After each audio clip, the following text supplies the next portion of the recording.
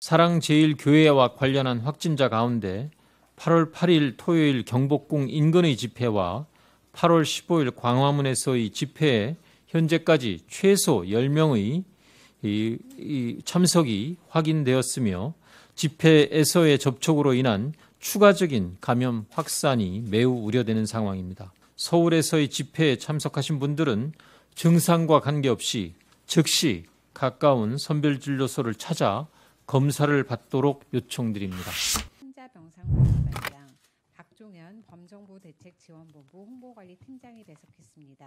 8월 18일 0시 기준 국내 발생 신규 환자는 235명으로 환자 발생 수가 나흘 연속 세 자릿수를 기록하고 있습니다. 이 가운데 서울 131명, 경기 52명으로 서울 경기의 신규 확진자가 183명으로 확산세가 가라앉지 않고 있습니다. 일부 교회에서 발생한 감염이 다른 교회들과 의료기관, 콜센터 등 여러 곳으로 확산되는 양상을 나타내고 있어 수도권은 대규모 재유행의 초기 단계가 진행되고 있습니다. 특히 가장 큰 규모의 집단 감염 사례이자 추가 노출로 인한 확산 위험도가 매우 높은 사랑제일교회에 대해 정부는 신속한 역학조사와 격리, 광범위한 검사에 최선을 다하고 있습니다. 8월 18일 0시 기준으로 명단을 확보한 4천여 명의 교인 가운데 3,200여 명에 대하여 격리 조치하였으며 2,500여 명에 대해 검사를 실시하였습니다. 검사를 받은 2,500여 명 가운데 현재까지 양성으로 확진된 분은 383명으로 양성률이 15% 수준으로 매우 높아 신속한 검사와 격리가 필요합니다. 그러나 연락처와 거주지가 확인되지 않은 590여 명과 연락이 닿지 않는 200여 명 등 총 800여 명에 대한 검사와 격리가 어려운 상황입니다. 정부는 경찰청의 협조를 받아 이분들의 소재를 확인하고 있으며 지속적인 연락을 통해 즉시 검사를 받고 격리 조치가 되도록 할 것입니다. 사랑제일교회는 교인이 전국적으로 흩어져 있고 다른 지역의 교회를 다니기도 해서 다른 지역의 교회와 지자체 모두 충분한 주의가 필요한 상황입니다. 특히 다른 지역으로 추가 전파된 사례가 지금까지 75건 확인되고 있으며 정부는 현재까지 확보한 교인의 명단을 각 지자체별로 통보해서 추가적인 확산을 차단하고자 총력을 기울이고 있습니다.